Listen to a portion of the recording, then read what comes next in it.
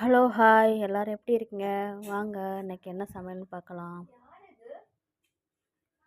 பச்சை சுண்டைக்காய் போட்டு காரக்குழம்பு தாங்க வைக்க போகிறேன். வச்சுட்டு அதுக்கு சைட் டிஷ் முட்டை வேக வச்சுருக்கேன். அப்புறம் அப்பளம், சுட சுட சாதமும் வடிச்சாச்சுங்க. பையனுக்கு லஞ்ச் கட்டி கொடுக்கணும். எல்லாம் ரெடி ஆயிடுச்சு. அவ்வளோதான். ஒரு நெல்லிக்காய் அளவு புளியை கரைச்சி ஊற்றி மிளகாத்தூள் போட்டு வத்த குழம்பு ரெடி அதுக்கப்புறம் அவனுக்கு லஞ்ச் கட்ட வேண்டியதாங்க. அப்புறம் அவன் தோசை கேட்டான். சட்னி அரைக்க டைம் இல்லை, அதனால் வத்த குழம்பே வச்சு ஒரு 2 தோசை சுட்டு கொடுத்து அவன் சாப்பிட்டு டிஃபன் பாக்ஸும் கட்டியாச்சு. அவ்வளோதாங்க. அவனுக்கு கட்டி அவனை அமுச்சு விட்டுட்டு அடுத்த வேலை பார்க்க போகிறேன். வீடெல்லாம் பெருக்கி மாப் போட்டுட்டு சிங்கில் பாத்திரம் நிறையா கிடக்குங்க, அதையும் கழுவிட போகிறேன். கழுவிட்டு உங்களுக்கு அடுத்தது என்னென்னு காட்டுறேன் பாருங்கள். நான் இங்கே பெருக்கிட்டு இருக்கும்போது அங்கே எங்கள் பூனைக்குட்டி என்னென்ன வேலை செய்கிறாங்க பாருங்கள். அது ஒரு பக்கம் பேப்பர்லாம் கிழிச்சு போட்டுக்கிட்டு இருக்கு. அவ்வளோதாங்க.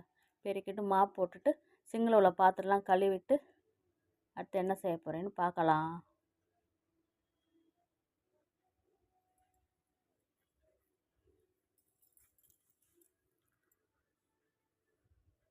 அவ்வளோதாங்க. மாப் போட்டாச்சு.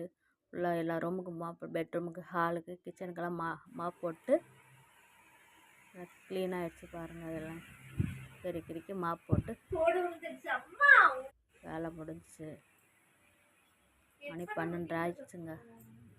காலையிலேருந்து கரெக்டாக இருக்குது. மணி 12 ஆச்சு. அதுக்கப்புறம் போயிட்டு கொஞ்ச நேரம் ரெஸ்ட் இருக்கணுங்க. பாருங்கள், அடுப்பெல்லாம் தொடச்சி எல்லாம் க்ளீன் பண்ணியாச்சு. சமையல் முடிஞ்சோடனே எல்லாம் பண்ணிவிட்டு அதுக்கப்புறம் இந்த கேஸ் இல்லாத நேரத்துக்கு எனக்கு யூஸ் ஆச்சுங்க இண்டக்ஷன் ஸ்டவ்.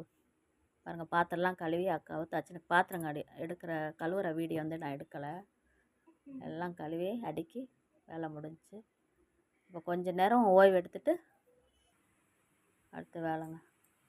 ரொம்ப வெயிலாக அடிக்குதுங்க, அதுக்காக மோர் கலக்கி வச்சுருக்கேன். அதை குடிச்சிட்டு கொஞ்சம் நேரம் ரெஸ்ட் எடுத்து நாளைக்கு சந்திக்கிறேன்.